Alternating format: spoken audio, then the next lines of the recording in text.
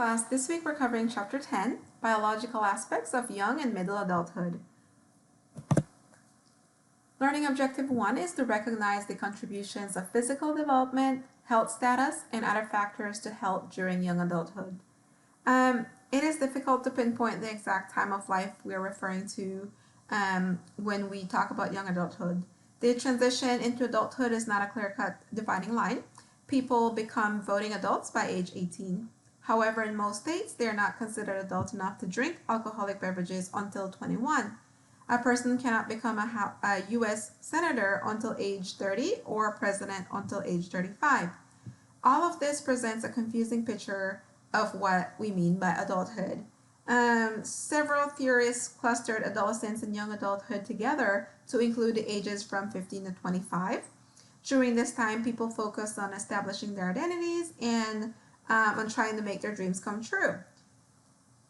These theorists saw the next phase as young and middle adulthood. This period lasts from approximately age 23 to age 45 or 50. This group focuses on attaining realistic, concrete goals and on setting up a work and family structure for life. Other theorists broke up young adulthood into smaller slices. They believe that the process of developing a life structure, people go through stable periods separated by shorter transitional periods. This stage from ages 17 to 22 is characterized by leaving the family and becoming independent. This is followed by a transitional phase from ages 22 to 28, which involves entering the adult world. The age 30 transition focuses on making a decision about how to structure the remainder of life. A settling down period then occurs from about age 32 to 40. So the current generation of young adults is called the millennials. They are compared to past generations who held titles of baby boomers, Generation X, and upcoming Generation Z. For the purposes of this class, we will consider young adulthood as including the ages from 18 to 30. This is the time following the achievement of full physical growth when people are establishing themselves as adults in the world. When it comes to physical development, young adults are in their physical prime. Maximum muscular strength is attained between ages 25 to 30 and generally begins to decline after that. After age 30, there's decreases in strength in the leg and back muscles. Sight is also best around age 20. A decline of visual occurs around age 40 or 45. Hearing is the same way. It's sharpest at about age 20, and then there's a gradual decline after that. Most of the other senses, like touch and smell and taste, tend to remain stable until about 45 to 50. When it comes to health status, young adulthood can be considered the healthiest time of life. Young adults are generally healthier than when they were children, and they have not yet begun to suffer illnesses and health declines that develop in middle age. Most young adults report that they are in good to excellent health. However, when it comes to rates of injury, homicide, and substance abuse, these peak during this time. Even though young adulthood is generally a healthy time of life, health differences can be seen between men and women. For example, women of all ages tend to report more illnesses than do men. However, these health issues may be related to gender, such as when it comes to contraception, pregnancy, or annual pap tests, rather than more general health problems. Perhaps women are also more conscientious about preventive health care in general. The book gives a perfect example of a 21-year-old male who had been healthy most of his life, and then he had pain in his groin area, and since he was a student athlete, he just assumed that he had pulled a muscle and he ignored it. Despite the continued discomfort he was having, he just believed that it was not healing properly because of his constant training, and by the time he decides to seek care, it was too late. He had untreatable prostate cancer. The following year, his family had to accept his diploma on his behalf as he died several months prior to graduation. So this case is an example of the need for males to seek more medical care. In 2014, 83.2% of adults visited a physician. However, most of those were females. When it comes to women, when it comes to women and health, women do visit the physician more often than men. However, women have unique needs such as pregnancy, conditions of female organs, and breast health that needs to be routinely monitored. For example, breast cancer. According to the American Cancer Society, breast cancer is the most common form of cancer among women except for skin cancer, and approximately 1 out of 8 women will get breast cancer during their lifetime, and about over 40,000 women will die from it every year. Early detection of breast cancer is important. There are several symptoms that need to, be addressed once they occur. There are several risk factors that should be considered. Between 5 and 10% of breast cancers are related to genetic mutations. Family history plays an important role. If you have a close female relative on either side of your family, it increases the chances.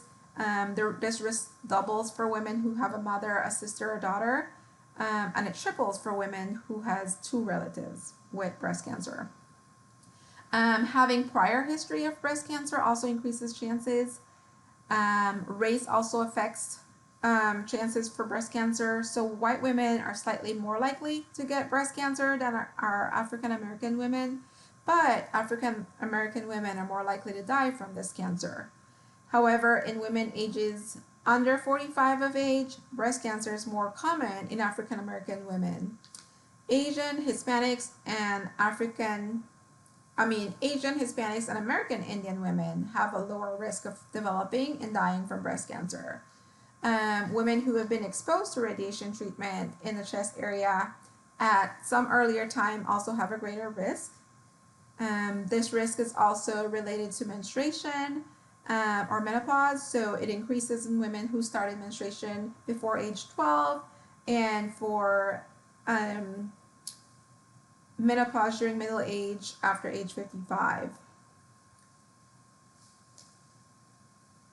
Some risk factors for breast cancer is also linked to lifestyle and life choices. So the risk increases slightly for childless women or for women having their first child after age 30. Conversely, having numerous pregnancies and bearing children at a younger age reduces a woman's chance for getting breast cancer. Long-term use of combined hormone therapy also increases risk for cancer.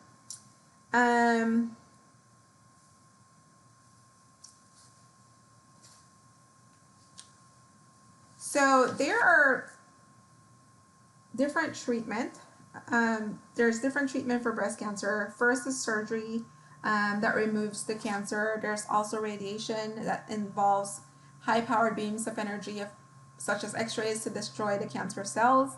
Chemotherapy, which can be administered as a drug by injection or by a pill form or liquid. Hormone therapy involves administration of drugs that block or decrease the effects of the female hormone that causes cancer. Targeted drugs are also another form of treatment. These drugs attack specific cancer cells without harming the normal cells, and as well as clinical trials. So breast cancer is a critically important health issue. In summary, there are 2 important principles for women to remember. First, women should become experts on their own bodies. So the earlier a lump is found, the smaller it will probably be, and it's easier to treat. Second, in the event that a lump is found, women should seek help immediately and become knowledgeable about treatment options.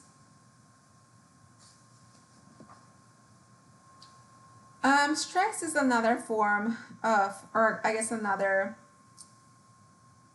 factor that can affect health for women. Stress can be caused by either positive events or negative events. Some positive can be marriage or job promotion. Negative events can be death of a relative or divorce. Poor people are also more likely to suffer stress-related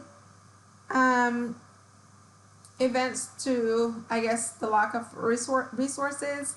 And then diet. Diet also affects health. Being overweight increases risk of heart disease, high blood pressure, and other health problems.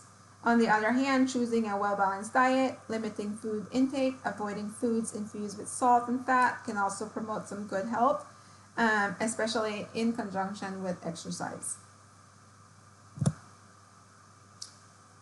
Learning Objective 2 describes the physical changes in middle adulthood, including those affecting physical appearance, sense organs, physical strength and reaction time, and intellectual functioning. So when it comes to middle adulthood, middle age has no distinct biological markers. Different writers identify the beginning of middle adulthood as ranging from 30 to 40, and the end of this age period as ranging from 60 to 70. So somewhat arbitrarily, this text will view middle adulthood as ranging from ages 30 to 65. So when it comes to physical changes in middle age, changes in physical functioning. Most middle-aged people are in good health and have substantial energy. People age at different rates, and so the decline of the body system is gradual. Common physiological changes in middle age include diminished ability of the heart to pump blood, kidney function may also be reduced. There may be issues with constipation and indigestion. Energy levels may be reduced during middle age as well. A longer time is needed to recoup. Working full-time at a job and then socializing into the wee hours of the morning may get harder. Recovering from colds and other common ailments also take longer.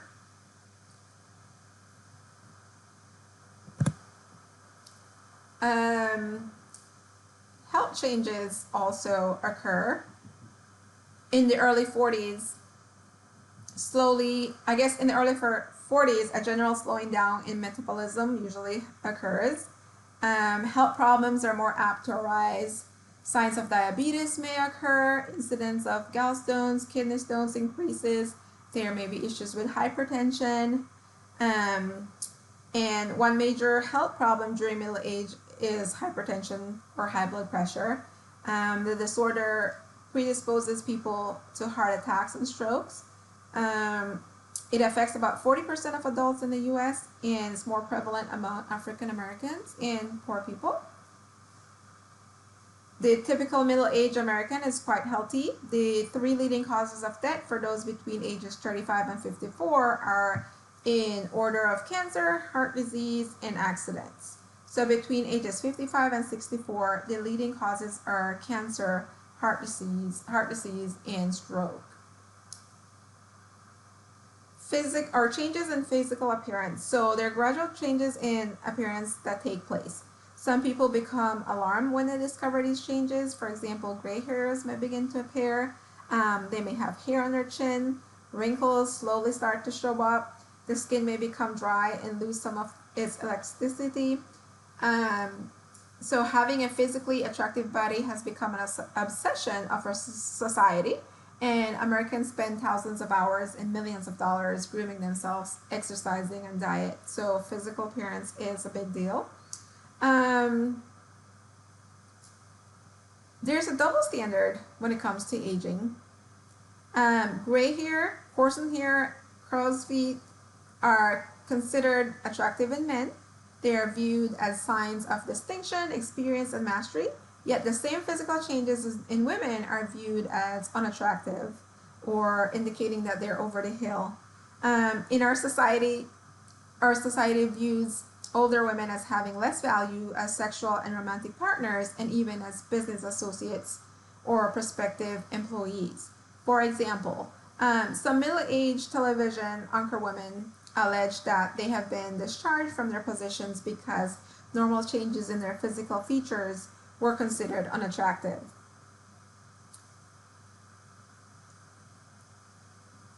So, in the area of career advancement, men are more apt than women to feel old before their time if they have not achieved career or financial success. Our society places more pressure on men than on women to have a successful career. There's also changes in sense organs. Middle-aged adults are apt to develop problems with their vision that may force them to wear bifocals or reading glasses or even contact lenses. During middle age, there's also a gradual hardening of auditory nerve cells. There's generally some minor changes in taste, touch, and smell as the person gets older as well. There's changes in physical strength and reaction time. So physical strength and coordination are at their maximum in the 20s and then decline gradually in the middle adulthood. Generally, these declines are minor. Manual laborers and competitive athletes are most apt to be affected by these gradual declines. There's also changes in intellectual functioning. Contrary to the notion that you can't teach an old dog new tricks, mental functions are at the peak in middle adulthood or middle age. Middle-aged adults can continue to learn new skills, new facts, and can remember those they already know well. Unfortunately, many middle-aged people do not fully use their intellectual capacities. If a person is mentally active, that person will continue to learn well into later adulthood. Practically all cognitive capacities show no noticeable declines in middle adulthood. Creative productivity is at its optimum point also in middle age. Integrative thinking also enables people in their 40s and 50s to be at the peak of their practical problem-solving capacities. People in this age group are best able to arrive at quality solutions for everyday problems and crises, such as what is wrong with a car that fails to start, or how to repair a hole in a drywall in a house, and what types of injuries require medical attention. Learning objective 3 describe the midlife crisis associated with female menopause and male climacteric. All right, so female menopause. So menopause is the event in every woman's life when she stops menstruating and can no longer bear children. The median age when menopause occurs is 51 years, although it may occur in women as young as 36 or may not occur until a woman is in her mid-50s. All of those changes are biologically related to cessation of functioning of the reproductive system. When it comes to male climacteric, sometimes between the ages of 35 and 60, men reach an uncertain period in their life that they have been termed as midlife crisis.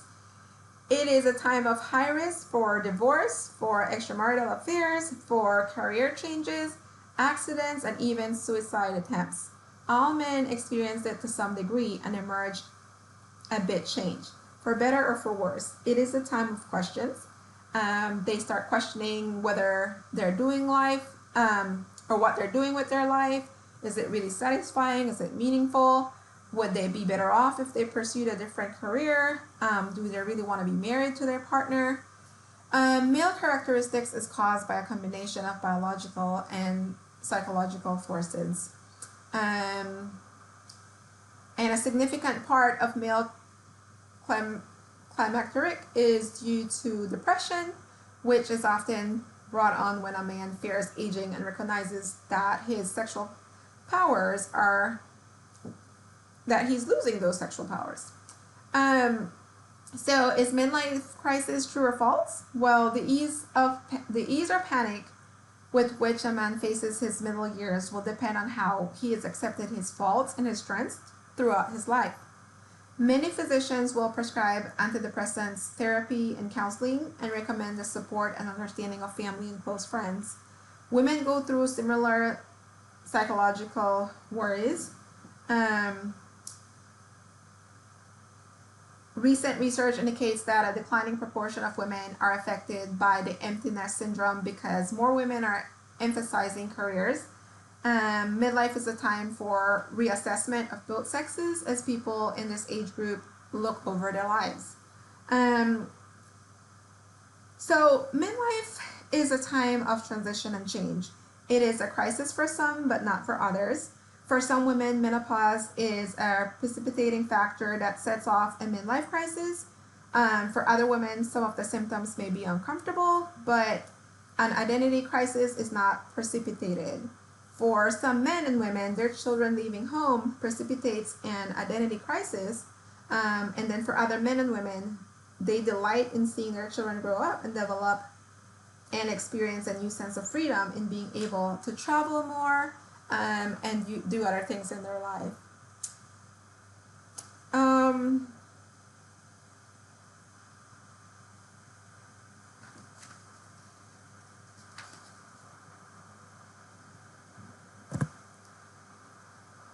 Okay, I think we went through those already. I'm sorry.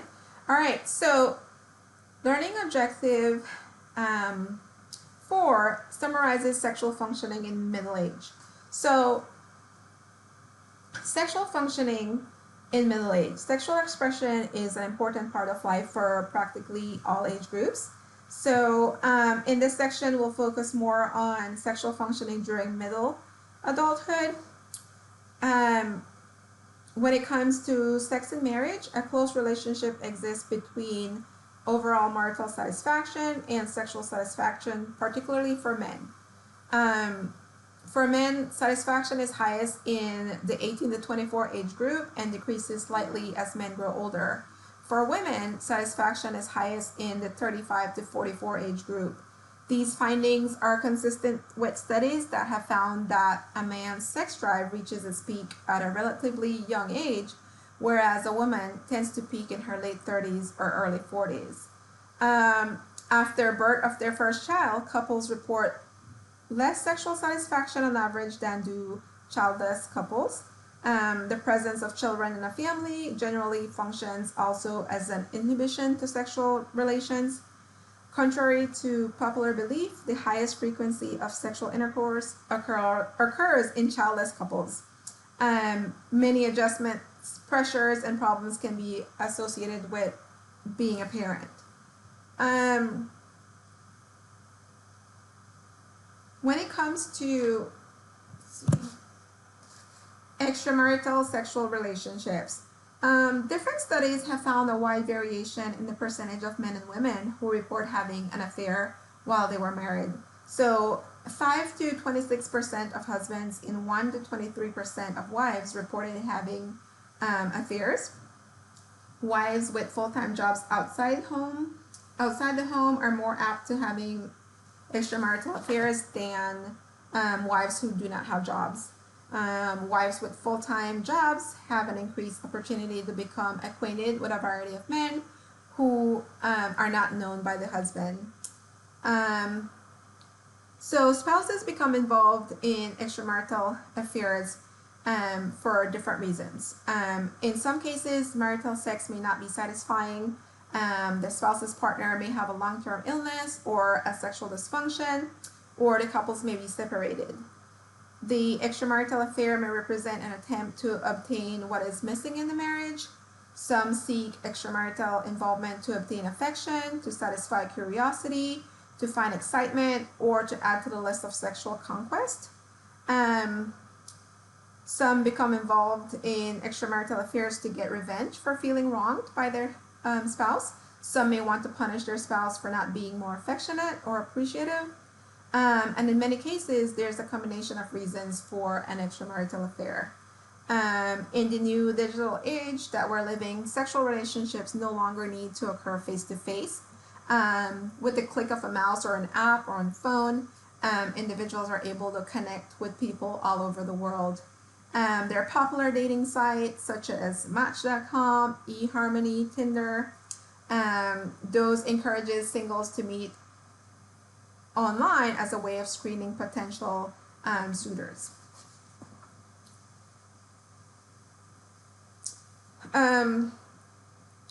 Sex following divorce. So a great majority of formerly married persons become sexually active within a year after divorce. When matched for age, divorced men have a slightly higher frequency than do married men.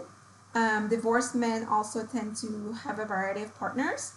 Divorced women also generally have a fairly active sex life, although the incidence of postmarital sex tends to be lower than when they were married.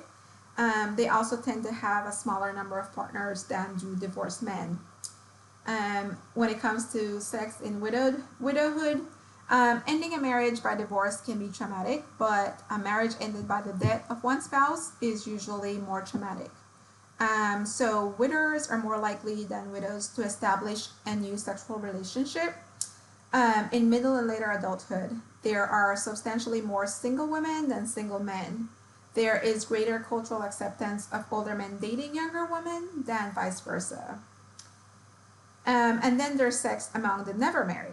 So very little research has been done on sexual lifestyles of those who have never been married. The attitudes of singles about their status vary widely. Some never plan to marry. Some want to marry but haven't found the right partner. Others may have found someone they want to marry but the other person refuses to marry. And some may desperately be seeking a partner. A small minority of people choose to abstain from sexual intercourse. Certain religious leaders, such as Buddhist monks, Roman Catholic nuns, and priests, they're required to remain celibate. Other cases, also individuals choose to abstain for a variety of reasons. They may not want the entanglements of sexual relationships. They may fear acquiring sexually transmitted diseases. They may be in conflictive relationship with partners and therefore may not desire to become sexually intimate. Or they may have partners who have a low sex drive or who are physically incapable of intercourse. So there's different reasons, and based on, I guess, marital status, reasons for having or not having sex vary. Learning objective 5, describe AIDS, its causes and effects, how it is contracted, how its spread can be prevented, and understand AIDS discrimination. So people living with AIDS, or the population at risk. AIDS is a devastating disease that has the potential to kill more people than any other disease. It is contagious. And it has quickly become known as a disease that affects only gay men. However, in the United States today, HIV/AIDS affects a wide range of individuals. It's estimated that,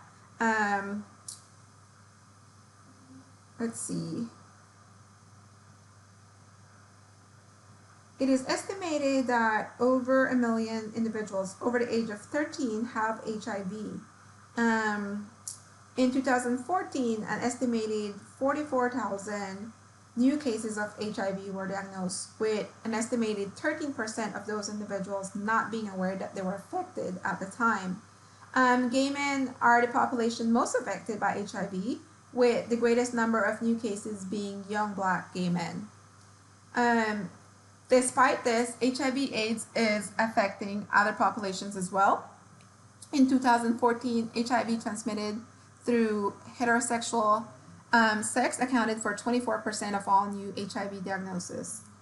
HIV mainly acquired through heterosexual contact or injection during use is now the leading cause of death in women in the US between ages 25 and 44.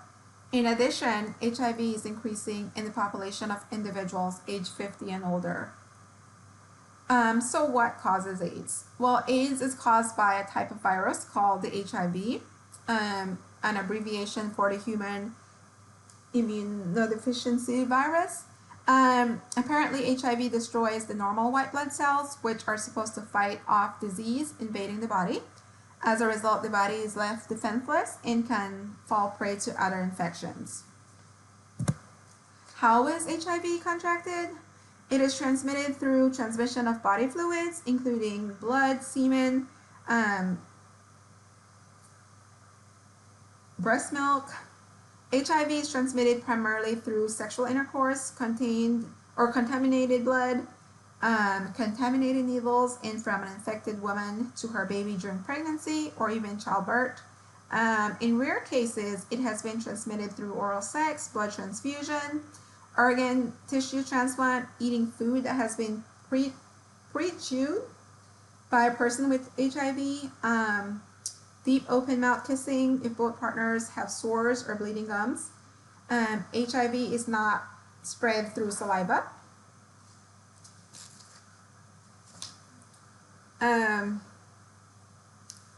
Diagnosis. So several tests have been developed to determine if a person has been exposed to AIDS virus. These tests do not directly detect the virus, but rather the antibodies a person's immune system develops to fight the virus. For a person who has been infected with HIV, it generally takes 2 to 3 months before enough antibodies are produced to be detected by the test. So the effects, once a person is infected with HIV, several years may go by before symptoms of AIDS appear. Within 2 to 4 weeks after infection with HIV, the individual may have symptoms. Initial symptoms can include dry cough, abdominal discomfort, headaches, loss of appetite, fever, night sweats, weight loss, diarrhea, skin rashes, tiredness, lack of resistance to infection. So those are all some of the symptoms. So AIDS is a symptom or a syndrome. AIDS is a syndrome, not one specific disease. AIDS simply makes those infected by the VIMS increasingly more vulnerable to any disease that might come along. The disease process of AIDS involves a continuum where those affected become more and more vulnerable to devastating diseases. At this time, there's no cure for AIDS, so there's no cure. Prevention can be pursued in 2 major ways. First, people can abstain from activities and behaviors that put them at risk. Second, scientists can work on developing a vaccine to prevent contracting the disease, similar to vaccines that prevent polio or measles.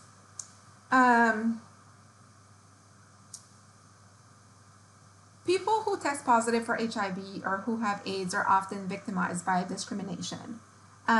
They erroneously think that casual social contact may put them at risk. So as a result, people who have the AIDS virus are apt to be shunned, risk losing their jobs, and often are abandoned by family, spouses, lovers, and friends. In some communities, when it becomes public knowledge that a child has the AIDS virus, parents of other children have reacted by not allowing their children to attend the same school and by prohibiting their children from having any contact with the children who have HIV. Social work has traditionally supported and advocated for oppressed and disfranchised groups. In our country, African Americans, Hispanic, the poor, older people, gays and lesbians, and women. And social workers have an ethical obligation to combat the numerous injustices connected with AIDS. AIDS is not just a gay disease, or it's not a disease that you get from drug users disease. It's not a drug user's disease. It is a human disease.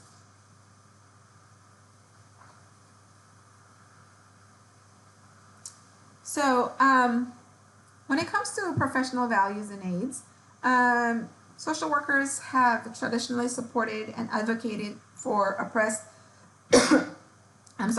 So when it comes to professional values in AIDS, social workers have traditionally supported and advocated for oppressed and disfranchised groups in our countries, such as African Americans, Hispanics, poor, older people, gays, lesbians, and women. Social workers also have an ethical obligation to combat the numerous injustice connected with AIDS, because AIDS is not just a gay disease or a drug user's disease, it's a human disease.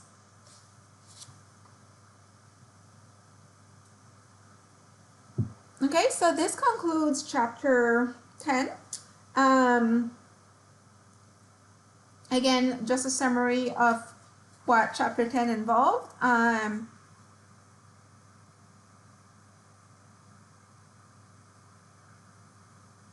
So chapter 10, chapter content will help students prepare for, or chapter content will help students prepare to recognize the contributions of physical development, health status, and other factors to health during young adulthood, to describe the physical changes in middle adulthood, including those affecting physical appearance, sense organs, physical strength, and reaction time, and intellectual functioning, to describe the midlife crisis associated with female menopause and male climacteric, to summarize sexual functioning in middle age, and to describe AIDS, its causes, effects, and how it's contracted and spread, how it can be prevented, and how to understand AIDS discrimination. And